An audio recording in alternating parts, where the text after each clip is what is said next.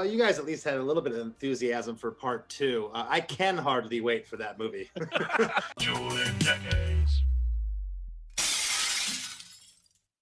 All right, Mancrush, you pick up another point heading into our first 2-point round. You have control of the board. We have the news round left and the music round. Where are we going? Let's go music.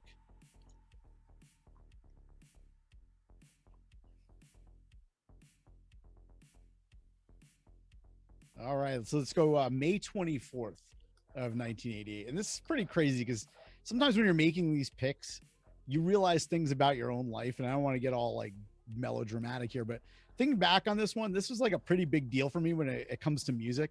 Since this is late May of 1988, my sister was graduating high school in a few weeks, and she moved out of the house shortly after that. But with her being 8 years older than me at this point, she was basically where I got all of my music from up until this point, you know? So that was a heavy helping of like Pat Benatar, Led Zeppelin, Heart, Pink Floyd, this band right here, hair bands. Matter of fact, I remember her buying this album because I did what I did with most of her albums. I dubbed it right onto cassette. But honestly, this is big because after this, I started to develop my own musical taste after she moved. I hear a lot of people say like, you know, they got it from their parents growing up, but my dad's foreign and he was listening to fucking like polka and shit. I'm not even kidding. Like he really was. And my mom was listening to like Frankie Valli and Elvis. So if that's the case, I mean, it's no wonder that I'm a little bit like all over the place. However, I think this is like my sister laid the groundwork, but this happens to be the last album that she bestowed upon me right before she moved out because she purchased this and then a couple months later she was gone. Anyway, this is the 8th studio album. It's the 3rd album under a new vocalist. The album itself will go 4 times platinum. It hit #1 on the Billboard 200, featured 3 hit singles. So obviously we're talking about a big album here by a big band. And I mentioned that part about my sister because I think this, like, I enjoyed this album and I enjoyed their previous album with the new singer because my sister was playing it right in the room next to me. And in spite of all that, all these years, I believed that I was a Sammy guy. And after this past week, I listened to every album top to bottom, and I'm definitely a David Lee Roth guy. Like, no question. And it's not to say like I don't enjoy Sammy, but that's my sister's musical taste, not mine. I mean, like, I give you Van Halen's OU812 with this pick. And like, here's the other funny thing about this one. Depending on what you believe here, the album's either named like Sammy supposedly saw OU812 scribbled on the side of a van, or was this retaliation for David Lee Roth's solo effort, Eat 'Em and Smile? I mean, it's like things to ponder at night here. But anyhow, like I give you Van Halen's OU812 and DLR, man. I've switched after all these years.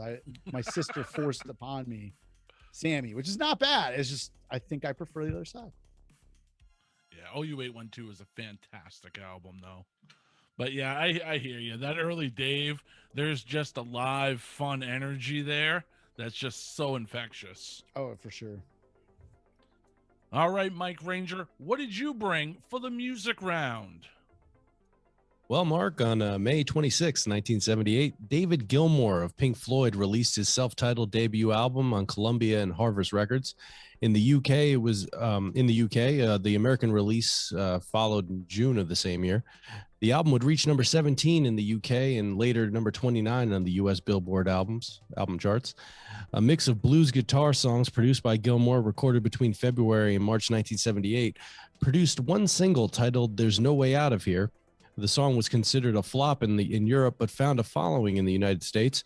The album has an interesting promotion. A 5-song promotional film was made, as well as Gilmour promoting the album with his first ever interviews with North American media.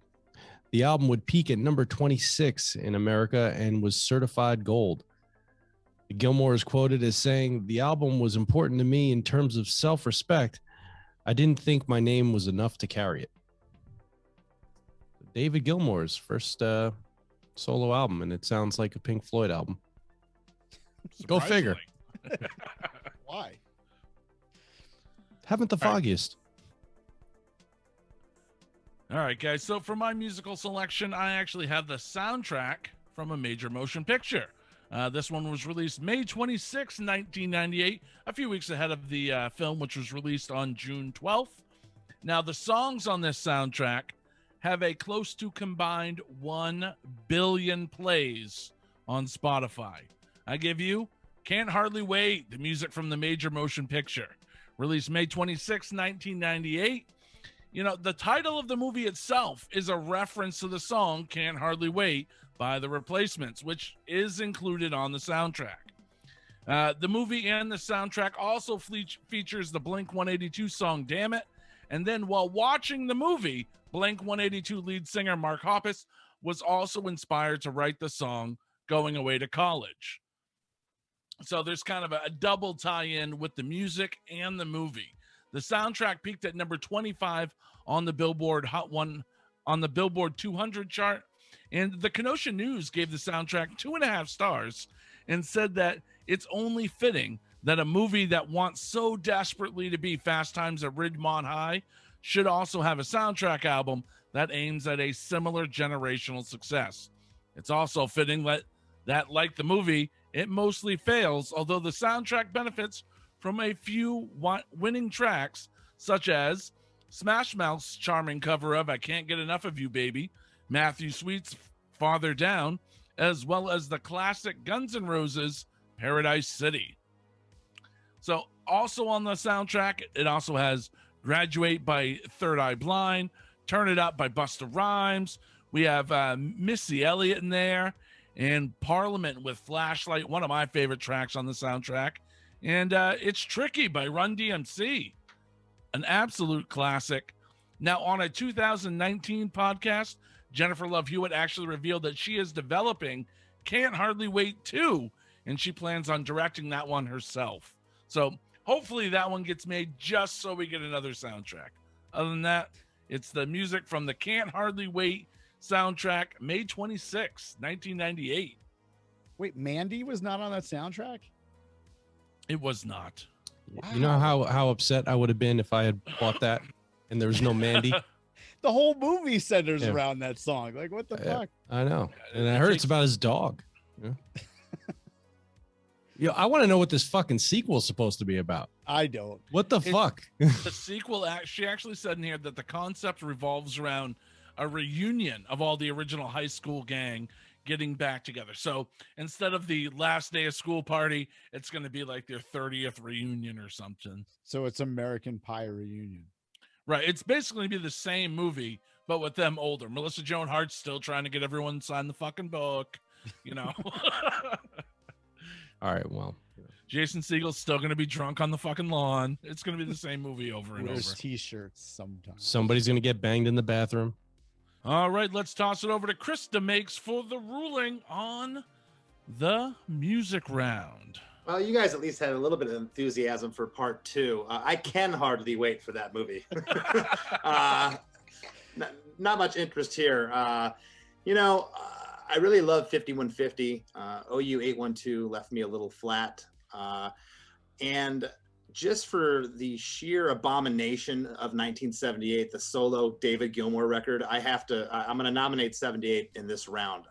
That's one of the biggest atrocities ever committed to plastic, that record. And it just goes to show you that a band as big as Pink Floyd truly are some of their parts, because that record was pretty much a flop, and it just not a good record. So for that alone, I'm going to go with 78. Wow. All right.